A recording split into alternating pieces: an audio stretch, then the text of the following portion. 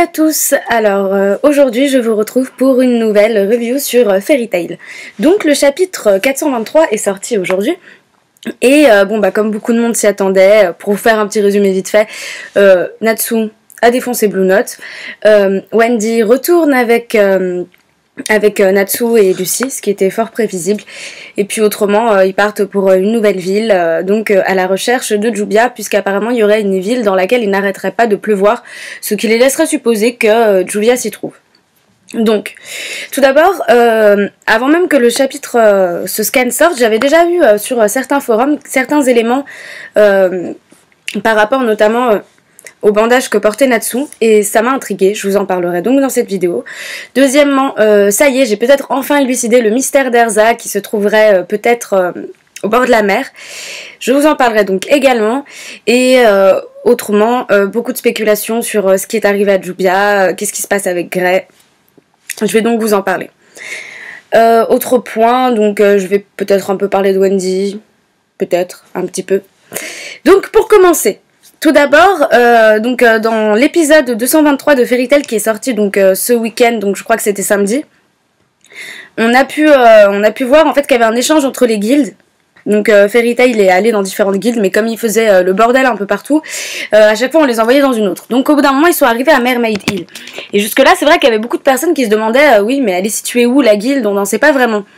Donc là on a pu se rendre compte que la guilde de Mermaid Hill était en fait située au bord de la mer, et elles tiennent d'ailleurs à un café, toutes les filles. D'ailleurs on peut voir Grey et Natsu déguisées en filles, c'est plutôt drôle. Quoique un peu pathétique, mais bon, peu importe.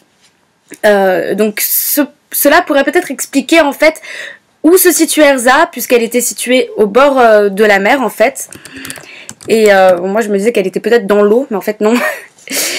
Donc le mystère de la tarte aux fraises, pourquoi Erza a une tarte aux fraises, c'est possible qu'elle soit donc dans la guilde de Mermaid Hill, donc au bord de la mer, ce qui coïnciderait avec la situation géographique sur la carte de Lucy. En plus de ça, la tarte aux fraises, ça s'expliquerait puisqu'elle travaillerait dans un café.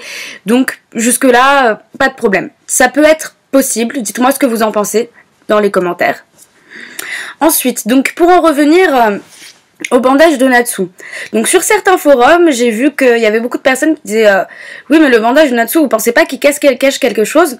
Je vous mettrai des images pour que vous puissiez voir ce dont je vous parle. Et effectivement, il y a eu quelques illustrations de Fairy Tail qui étaient sorties. Où on voyait Grey avec son tatouage, Luxus, tous les autres. Et Natsu donc avait un tatouage. C'est revenu sur 2-3 illustrations. C'était pas forcément toujours le même tatouage, mais est-ce que c'est un clin d'œil? Allons savoir. Donc peut-être que ce bandage qu'il a est là pour cacher justement son tatouage. Par exemple pour cacher une seconde origine qui lui aurait permis de battre Blue Note facilement, parce qu'effectivement Natsu a battu Blue Note très facilement. Ou alors, ce pourrait être en rapport avec End qui se cache en Natsu. Ou peut-être que son corps est en train de changer, par exemple il y aurait peut-être des traces de moisissure ou des écailles ou que sais-je encore qui seraient en train d'apparaître sur sa peau. Donc Natsu se serait rendu compte que quelque chose changeait en lui et il voudrait peut-être le camoufler. Donc dans tous les cas, ça en reviendrait à dire qu'il va se passer quelque chose cette année avec End, donc déjà c'est sûr, puisque End est probablement en train de se réveiller en Natsu. Par exemple, en référence à la mort de Frosh qui devait arriver donc cette année-là, là où on se situe actuellement, on voit que Natsu a été relativement surpris quand le Roc du futur lui a dit qui est-ce qui avait tué Frosh. Donc il serait possible que Natsu se soit rendu compte que c'était lui-même, et certaines choses s'expliqueraient. Donc cette année-là, Natsu en mode End aurait tué Frosh sans s'en rendre compte, parce que le démon qui sommeille en lui se serait éveillé. Il n'aurait plus le contrôle sur lui-même. Donc c'est une possibilité. Du coup, dans cette optique-là, ça voudrait dire que Natsu aurait déjà les stigmates du réveil de End en lui. Donc peut-être que ce serait une explication sur le bandage. Puisqu'effectivement, Natsu a battu Blue Note, mais j'allais dire en une page, mais même pas en une page, allez, en 2 cases. Il y avait beaucoup de personnes qui disaient ouais mais si Natsu il bat Blue Note d'un seul coup comme ça en une page, ça va être n'importe quoi. Et moi y compris, je me disais non mais il peut pas le battre aussi facilement, c'est impossible. Je veux dire, Blue Note a quand même galéré face à Guildart. Et puis après je me suis posée là et j'ai cogité. Et je me suis rendu compte qu'en fait c'était pas si bête. Parce que déjà quand Natsu attaque Blue Note, alors il y a un énorme rayon de feu ou je ne sais pas trop ce que c'est, mais Natsu lui-même avait l'air d'être surpris de sa puissance parce qu'il y a une case, donc je vais vous la mettre là en image. Là normalement vous pourriez peut-être l'apercevoir. Natsu avait l'air d'être relativement surpris lui-même de son attaque et de sa puissance, même si après il dit j'ai pas encore mis toute ma puissance là. Bref. Donc en considérant que lorsque que Natsu s'est battu avec Gildart au tout début de l'arc en fait, donc dans le chapitre muet, c'était au tout début de son entraînement, donc au début des 1 an d'Ellipse.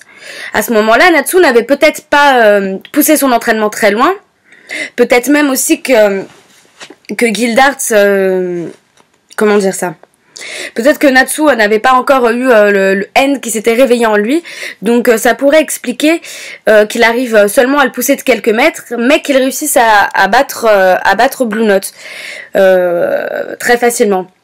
Bien que Blue Note se soit entraîné pendant ces 8 années, bien que Gildart, Natsu n'arrive pas à le battre et que Gildart ait lui-même galéré au final à battre Blue Note, en prenant tous ces éléments en considération, on pouvait se dire, bon bah Natsu n'aura pas réussi à battre Blue Note. Mais, si on considère que Natsu a rencontré Gildart et qu'il galérait contre lui au début de son entraînement, donc au début des 1 an, peut-être que pendant cette année d'entraînement, donc après avoir vu Gildart, Natsu a vu que End se réveillait en lui, et peut-être que c'est ça qui lui procure cette force-là. Peut-être que c'est un démon de feu, peut-être qu'End est le démon le plus puissant du livre, enfin créé par Zélef en tout cas, mais qu'il n'empêche que ce soit un démon de feu. Pourquoi pas? Quoi qu'il en soit, il est possible que cette force lui provienne, qui lui soit venue d'un coup et dont tout le monde est stupéfait, ne soit pas vraiment Natsu mais plutôt End. Ça pourrait être possible. Donc pendant cette année d'entraînement, peut-être que End s'est réveillé en Natsu. Ça concorderait vachement avec ce que Rogue avait dit, que Frosh allait mourir cette année, puisqu'on sait que tout va se passer là, maintenant, cette année, on est en plein milieu là. Donc ça concorderait aussi avec les supposés stigmates de Natsu qu'il pourrait avoir sur son bras en rapport avec End, ou dans tous les cas une marque qu'il chercherait à cacher. Voilà.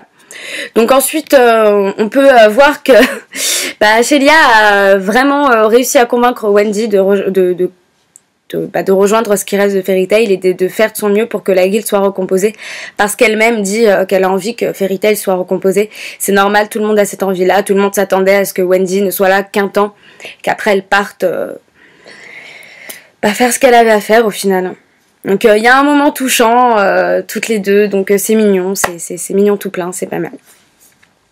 Arrivons donc à la fin du chapitre où ils partent donc pour une nouvelle ville où il n'arrête pas de pleuvoir. Donc bien avant de lire le chapitre, j'avais pu voir les spoils qui étaient sortis et j'avais déjà pu pas mal spéculer là-dessus, même en lisant quelques avis de fans sur ce forum par rapport à ces spoils.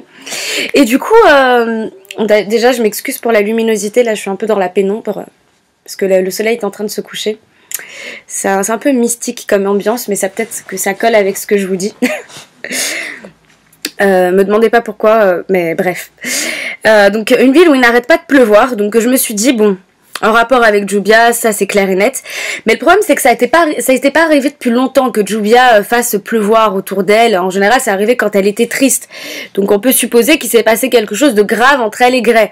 Donc ça s'est confirmé en voyant la dernière illustration de ce chapitre. Il pleut, Jubia a l'air triste, puis il a écrit aussi qu'est-ce qui s'est passé, la fille de la pluie est de retour, qu'est-ce qui lui est arrivé en gros. Donc ça semble bizarre d'une part parce qu'on peut voir qu'elle était heureuse avec Gray dans les dernières images qu'on a pu voir donc de l'arc précédent.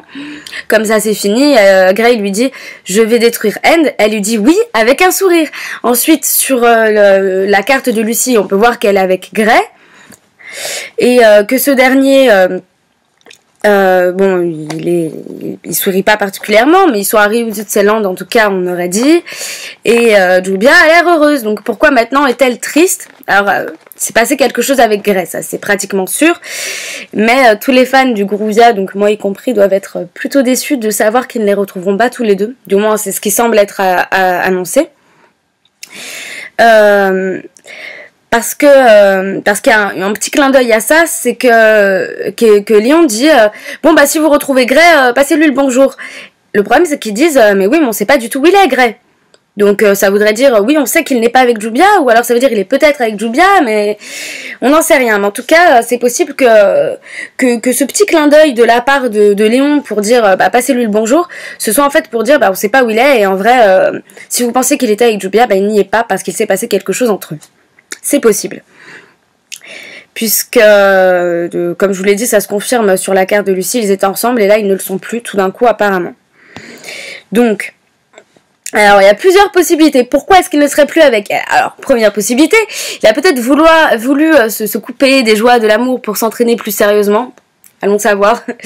Mais ça m'étonnerait quand même, puisque ça m'étonnerait que Jubia, surtout vu ses derniers agissements, elle soit du style à vraiment vouloir s'amuser et empêcher Gray de s'entraîner. Non, au contraire, je pense qu'elle a compris qu'il y avait un temps pour l'amusement et un temps pour se battre, s'entraîner. Et je veux dire, elle sait qu'il doit vaincre End, elle lui a dit oui, et on sait qu'elle sera toujours là pour le soutenir. Enfin, je veux dire, quand même, il a besoin d'elle, Gray, il le sait, leurs magies, elles sont complémentaires, donc ça aurait pu être un bel entraînement que l'eau et la glace créent de nouvelles techniques, en plus avec la force de leur amour, que sais-je encore, enfin, ça aurait pu être un bel entraînement. Donc ça me surprend vraiment que là, pour le coup, ils soient pas ensemble. Autre possibilité, donc j'ai vu un commentaire sur un forum donc qui m'a plutôt fait rire, je pense que c'était vraiment ironique. Il disait bon, je pense qu'ils sont tous les deux ensemble, mais qu'en réalité ils ont eu un bébé, c'est le bébé qui pleure et c'est pour ça qu'il pleut. Bon, je pense que c'est une grosse blague, parce que déjà ça aurait été très vite en un an, sachant que il faut 9 mois pour enfanter un bébé, ça veut dire qu'il leur est resté très peu de temps pour concrétiser leur relation. Et en plus de ça, je veux dire, ils sont très très très jeunes tous les deux. Je veux dire, ils ont à peu près 19-20 ans. Donc, à moins que Jubia ait perdu les os prématurément. Perdu les os prématurément. C'est un jeu de mots. C'était pourri. Enfin bref. Autre hypothèse, donc la plus probable, beaucoup voient que Gray aurait basculé du côté obscur, ce qui est fort probable. Puisque... pour vous donner une explication, je crois que je vous en avais déjà un peu parlé jusque-là. Je vous avais dit qu'il y aurait sûrement un affrontement entre Gray et Natsu. Et l'hypothèse semble se confirmer de plus en plus. Puisque, bon, je vous lis le commentaire que j'ai mis à ce sujet. Quand tu parles de Gray tomber dans le côté obscur, c'est fort probable, sachant qu'il a toujours été le pote rival. C'est vrai, ils ont toujours été potes, mais à la fois rival, Natsu et Gray. Puis leurs éléments s'opposent, l'eau, le feu, la glace. Donc ce dernier, donc Natsu étant End et Gray s'étant juré de le détruire, tous ces indices nous montrent qu'il y aura un affrontement Gray et Natsu. En fait là on tombe un peu dans du Naruto versus Sasuke, et c'est pas si déplaisant que ça au final, puisque ça suit la trame logique que l'histoire s'est fixée jusque là. Tous les deux sont potes mais sont rivaux en même temps, s'affrontent tout le temps, sauf quand Erza est dans les parages, autant pour moi. Mais voilà, tous les deux ils s'affrontent, et en fait, de se dire qu'il va y avoir un affrontement final entre deux, sachant que Natsu et End, que Gray s'est juré de le détruire, c'est juste logique. Donc Gray qui aurait basculé du côté obscur, ça semble très probable. Puis il y a énormément de signes, je veux dire... il y a énormément de signes, donc rien que le fait que Gray en fait soit devenu un Devil Slayer donc récemment, ça nous prouve qu'il va y avoir quelque chose à ce sujet-là quand même. Je veux dire, il a pas pu devenir un Devil Slayer comme ça, point barre, il va pas avoir affronté de démons. Le seul démon qui reste, c'est End. Il acquiert ce pouvoir, il veut le détruire, il a le pouvoir de le détruire, et c'est Natsu, donc c'est clair et net qu'il va y avoir un affrontement entre les deux. Du point de vue du scénario, c'est ce qui me semble le plus probable. Et le fait que Gray en viendrait à se battre contre Natsu, enfin contre End, tout en sachant que c'est Natsu, ça ne renforcerait plus que le côté dramatique de cette histoire. Et pourquoi Gray qui aurait basculé du côté obscur? Parce qu'on dit qu'en devenant un Dragon Slayer, il y en a un qui c'est Acnologia, qui était devenu un dragon. En étant un Dragon Slayer, on peut devenir un dragon. Alors pourquoi pas, je veux dire, en tant que Devil, oui, ça se dit Devil Slayer. En tant que Devil Slayer, peut-être que Gray lui-même deviendrait, aurait un côté sombre qui ressortirait de lui, qui prendrait le dessus. Peut-être qu'il aura fait du mal à Jubia. Peut-être que c'est pour ça qu'elle est triste, qu'il l'a sûrement abandonnée. Il y a beaucoup d'hypothèses qui penchent de ce côté-là. C'est fort probable. Donc en gros, pour résumer ce qu'on sait pour le moment, ce qui semble le plus probable. Erza est partie à Mermaid Hill, elle travaille dans le café, ce qui expliquerait le fraisier. Natsu, avec son bandage, l'explication, c'est que End s'est réveillé en lui. Il commence à devenir de plus en plus fort, il ne contrôle peut-être même plus sa puissance, lui-même en étant étonné. À côté de ça, il arrive à battre Blue Note en une fraction de seconde, ce qui montre vraiment à quel point il est devenu puissant, puisque Blue Note avant, même Gildar avait galéré contre lui. Je pense que c'est vraiment pour montrer à quel point Natsu est devenu puissant, tout le monde est choqué à ce niveau-là. Ce n'est peut-être pas que Natsu qui a que le fruit de son entraînement, mais N qui s'est réveillé en lui. En plus, rappelons la surprise de Natsu quand il apprend le nom de celui qui a tué Frosh dans le futur. Alors il est possible que ce soit lui-même, que End ait pris le dessus sur lui, qu'elle n'arrive plus à se contrôler. En plus de ça, tous les signes qu'on a comme quoi il va y avoir un affrontement entre Grey et Natsu, ce sont tous les deux personnages masculins les plus importants dans la guilde, et tout simplement dans Fairy Tail, dans le manga, je veux dire. Donc le fait qu'il y ait un affrontement entre tous les deux, c'est presque normal, je veux dire. Il y en a eu entre Naruto et Sasuke, il y en a eu un entre... je saurais pas vous donner d'exemple, mais entre les deux Kyo de Samurai Deeper Kyo, je suis en train de regarder les mangas de ma bibliothèque pour trouver des exemples, mais je veux dire, il y en a tellement. Les deux personnages masculins qui sont à la fois potes et rivaux qui s'affrontent, je veux dire, c'est quelque chose de classique. Donc que Grey et Natsu s'affrontent, c'est logique. Sachant que Grey est un Devil Slayer, pardon, j'y arrive vraiment pas, un Devil Slayer et que Natsu est en réalité un démon, mais tout concorde parfaitement, je veux dire... on y est là, on est en plein dedans. Et ça va pas tarder à se passer. Bon, je pense qu'on en saura plus quand on aura rejoint Jubia la semaine prochaine. Mais pour le moment, c'est beaucoup de spéculations qui en réalité semblent très logiques. Donc ma question pour vous cette semaine, donc je sais que je vous en posais pas spécialement les semaines précédentes, mais est-ce que vous êtes d'accord avec moi selon vous, qu'est-ce qui est arrivé à Grey et Jubia et qu'est devenu Grey? S'il a quitté Jubia, qu'est-ce qui lui est arrivé? Pourquoi Jubia est-elle si triste? Parce que c'est clair qu'il y a un rapport avec le clin d'œil que Lyon a dit bon bah passer le bonjour à Grey, mais qu'en réalité on ne sait pas où il est.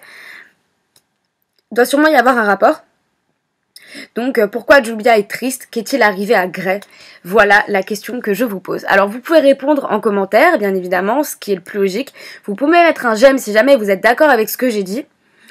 Ou vous pouvez tout simplement mettre un commentaire pour dire que vous n'êtes pas d'accord et alimenter la discussion, ce qui se fait récemment en fait sur la plupart des commentaires que j'ai, c'est une discussion qui s'alimente et ça me donne beaucoup d'idées, ça me fait réfléchir et cogiter et ça me permet de faire des vidéos un peu plus riches. Donc là je pense qu'il y a beaucoup d'éléments que j'ai avancés, que vous pourriez peut-être soit être d'accord, soit être pas d'accord, mais dans tous les cas précisez-le moi.